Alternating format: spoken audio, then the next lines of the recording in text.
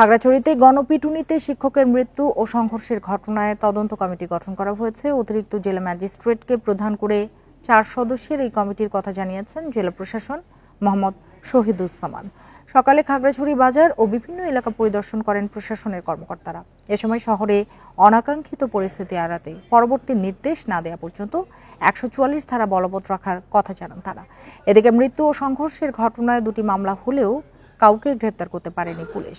এর আগে মঙ্গলবার খাগড়াছড়ি টেকনিক্যাল স্কুল অ্যান্ড কলেজের এক ছাত্রীকে ধর্ষণের অভিযোগ তুলে শিক্ষক সোহেল রানাকে পিটিয়ে হত্যা করে পাহাড়ি শিক্ষার্থী ও বহিরাগতরা। এ ঘটনায় পুরো শহরে বিক্ষোভ ও সংঘর্ষ ছড়িয়ে পড়ে, ভাঙচুর করা হয় বেশ কিছু যানবাহন, ঘটে অগ্নিসংযোগের ঘটনাও। আমাদের যে নিয়মিত ডিপ্লয়মেন্ট থাকে পুলিশ সদস্যের বাইরে আমরা কালকে রাত থেকে অতিরিক্ত আমাদের ফোর্স অফিসার মোতায়েন আছে পরিস্থিতি উন্নতির দিকে ক্ষয়ক্ষতি হচ্ছে সেটা নিরূপণ করার জন্য আমাদের এখানে যে ইউনো আছে বা পৌরসভার প্রশাসকের তাদেরকে বলা হয়েছে। আর পুরো বিষয়টা তদন্ত করার একটা কমিটি গঠন করা হয়েছে।